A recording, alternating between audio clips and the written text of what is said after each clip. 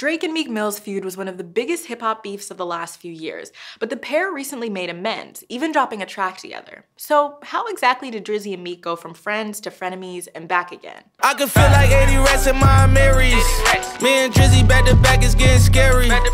The duo's recent collaboration on Meek's track Going Bad marks their first time working together since their highly publicized beef started back in 2015. Back in 2012, we saw Drake and Meek come together for their hit Amen. Worry about your followers, you need to get your dollars up. Me and Meek, young niggas popping like our collars up. But a few years later, in 2015, when they dropped Rico, Drake's feature on the track was actually what started the feud. Old ways, new women, gotta keep a balance.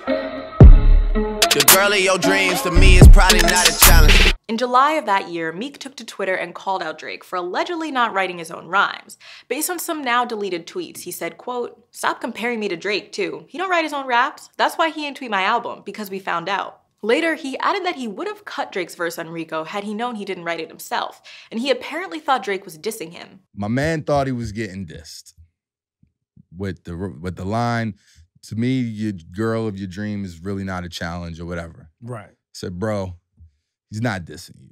Meek's tweet sparked a larger conversation about Drizzy getting help writing his rhymes from songwriter Quentin Miller, which was solidified when Hot 97's Funkmaster Flex dropped Quentin's reference track for Drake's 10 Bands. Miller later said the beef actually helped his career, but still follows him around. And I'm still the ghostwriter. But Drizzy wasn't too happy about any of this. A few days later, he took to OVO Radio with the diss track Charged Up, aimed at Meek and his accusations. I did some charity today for the kids, but I'm used to it, cause all y'all charity cases, all y'all stare in my face, I hope you could be the replacement. Niggas is snitching on us without no interrogation. Meek initially responded on Twitter, saying Drizzy's bars were, quote, baby lotion soft, and promised to return fire. But the bullets never came.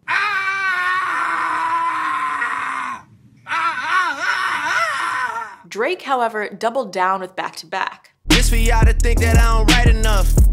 They just mad cause I got the Midas touch. You love it and you gotta get a world tour. Is that a world tour or your girl's tour? Back-to-Back made waves. It was even nominated for a Grammy, making it the first hip-hop diss track ever to secure a nomination. Meek responded on Wanna Know with some cover art that featured Drake as a member of the lip-syncing duo Milli Vanilli, and sampling the reference track from his writer Quentin Miller. So with that, tell me you a pussy and a fan. Sat around, shit, you know the shooters at your neck.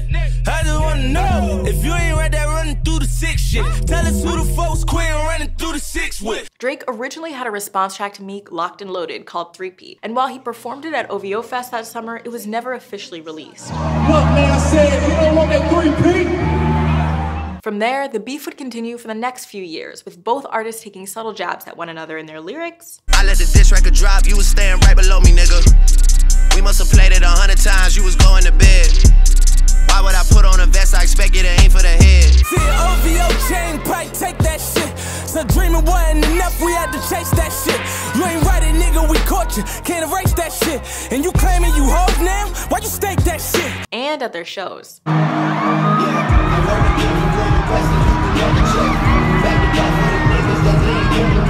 in the field, towing the Glocks. Man, he was still with Jimmy rolling the block.